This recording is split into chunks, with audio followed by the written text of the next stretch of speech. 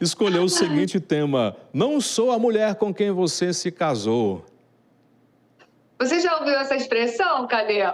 Já sim, já escutei. Pois Olhe, é. olhe, seu sujeito, eu não sou mais aquela mulher com quem você se casou há muitos anos atrás, não. Aqui no Nordeste, as mulheres tem umas mulheres que são briguentas. Olhe, bichinho, veja só, viu? É sobre isso. No consultório eu ouço muito isso, sabe, Caliel?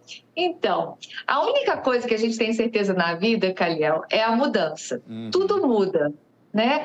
Eu não sou a mesma mulher que era ontem, você não é o mesmo homem que era hoje de manhã. Sim, Então, sim. tudo realmente muda. A gente não tem como frear a mudança, né? A mudança é algo natural, inerente do processo da vida e do viver.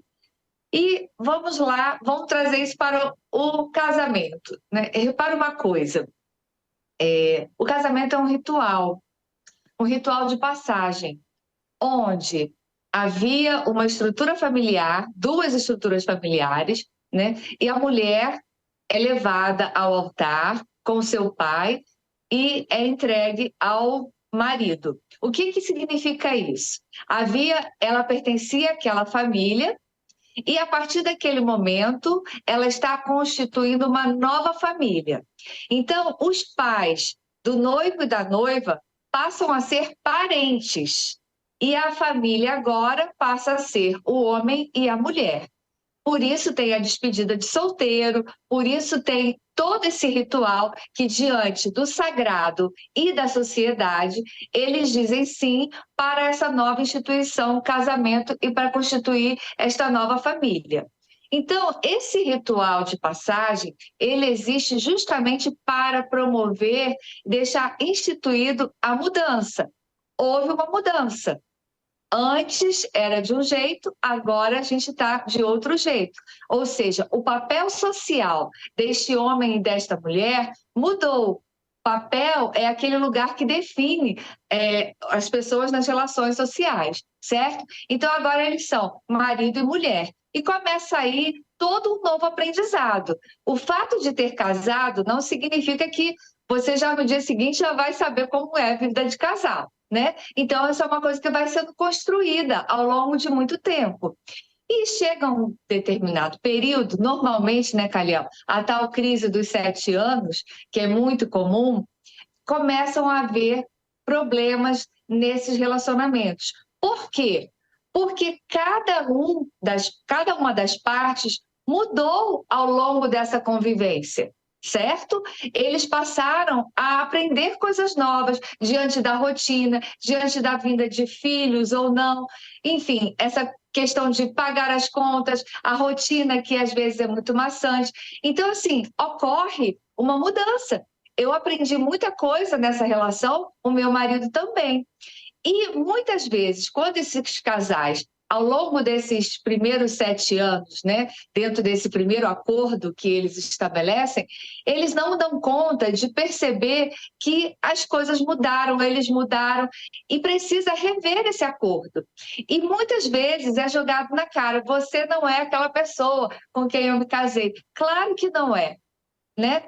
As pessoas mudam e o próprio relacionamento faz com que a gente mude, amadureça, cresça, né? Aprenda coisas novas, e a gente precisa ter a consciência de, a cada 7 anos, minimamente, né, fazer aí uma reavaliação, né, do acordo que a gente fez, porque a gente mudou. Agora os interesses são outros, os desejos mudaram, tudo mudou. Né? Muitos casais acabam rompendo, né, o casamento porque não sabem fazer essa reavaliação, entende, Calhão? E sim, é bastante interessante. As pessoas, elas realmente casam e idealizam que aquela primeira mulher, naquele primeiro momento, o homem naquele primeiro momento do casamento, da união, deve perdurar pelo resto da vida. E como você bem falou, não existe, né? A impermanência é a única certeza que a gente tem hoje na vida. Mas, Rosângela, como fazer para administrar tudo isso? Qual o melhor caminho para que se consiga trazer esse diálogo, essa compreensão e esse diálogo tanto para o homem como para a mulher? Através da terapia, quais os caminhos para conseguir superar essas crises, ou a crise dos 7 anos, e compreender que aquela mulher com quem o cara casou há alguns anos atrás não é a mesma mulher de hoje. E que muitas pessoas dizem, não, estou cansado da relação, não aguento mais, está monótono, não muda, tal. Como fazer para renovar e acompanhar essa relação para que ela dure mais anos? Ótima pergunta, Caliel. É exatamente sobre isso. O que acontece? A rotina, ela assola as pessoas. As pessoas vão vivendo num ritmo muito puxado e acabam não tendo tempo um para o outro. Eu sempre costumo dizer, eu faço também atendimento de casais, né, Caliel? E eu costumo dizer que o casal precisa de ter os seus momentos de casal. Então, sair para jantar, ir para o cinema, fazer atividades, só os dois, atividades românticas. Nunca esquecer do toque, do carinho, desse envolvimento afetivo que precisa ter no dia a dia. Os desejos, os sonhos, as alegrias, as dificuldades precisam ser compartilhadas, Caliel. Todo casal precisa ter esse espaço do diálogo para saber o que cada um está pensando e sentindo, porque senão cai no engano. Eu tento adivinhar o que o outro está sentindo e aí eu vou por um caminho que pode ser sem volta.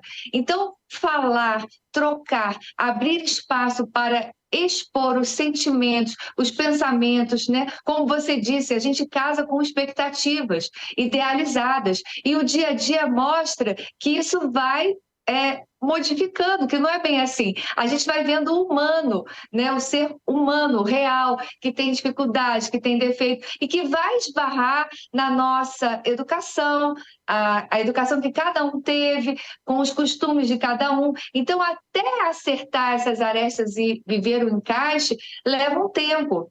Eu morei no norte do país, sabe, Caliel?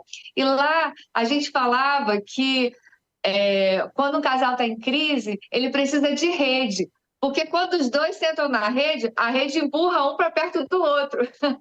E aí eles têm essa oportunidade de se acolher um ao outro com relação ao toque, conversar, no final acabam se abraçando. Então é muito importante que essas expectativas elas possam ser colocadas em pauta para evitar exatamente os enganos, porque quando ocorre o engano, vai havendo uma desconexão, as pessoas vão se afastando e elas vão vivendo uma solidão a dois. É o que a maioria dos casamentos, é o que a gente vê na maioria dos casamentos, não é verdade? Assim, sem sombra de dúvida, nesse achismo, eu acho que é isso, eu acho que é aquilo. Nossa, esse achismo, ele é uma erva daninha que vai destruindo qualquer relação. É sempre bom o jogo aberto. Eu estou sentindo isso aqui está me incomodando, eu vou conversar com ele, eu vou conversar com ela.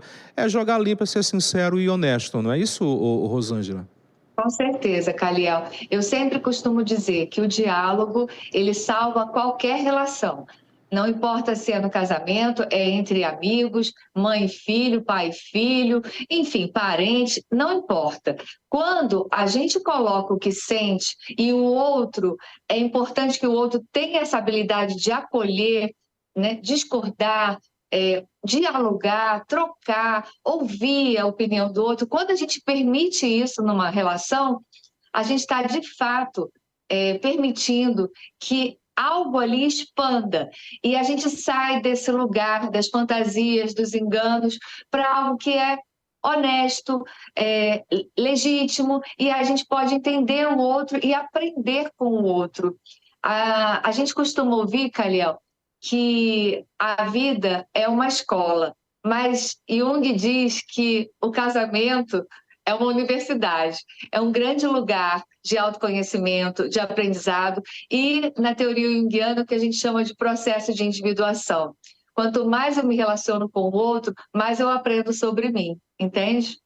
Muito bom. Rosângela, essa resistência a essa mudança, a essa readaptação, ela é mais forte no homem ou na mulher?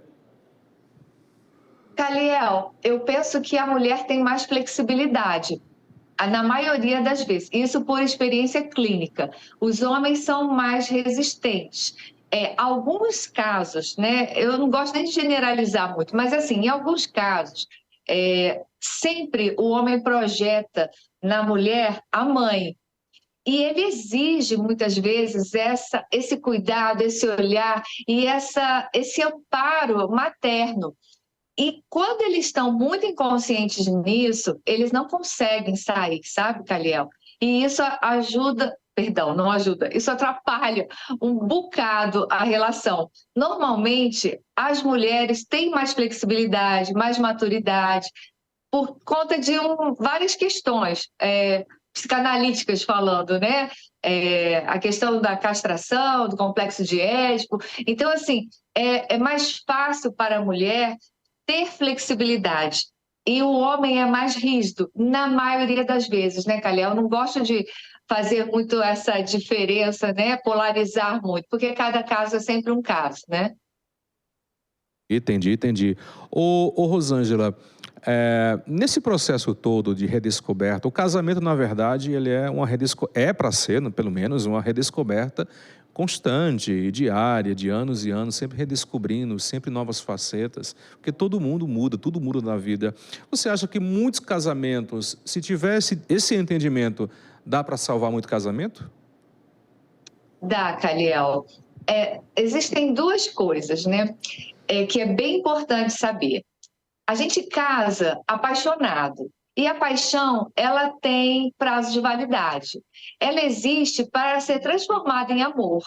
Então, quando o casal consegue dar esse salto quântico, vamos dizer assim, entender que ali vai precisar de uma amizade, um algo mais, uma nova construção, que não aquela da paixão, porque quando eu digo você não é a pessoa com quem eu me casei, é porque está lá fixado na paixão, né? Na ideologia, numa fantasia de quem era aquela pessoa. Então, quando a gente entende que a paixão dá esse salto para o amor, e a gente tem maturidade de acompanhar isso, de conversar, dialogar, isso rende, porque é além de paixão, é uma amizade, uma cumplicidade.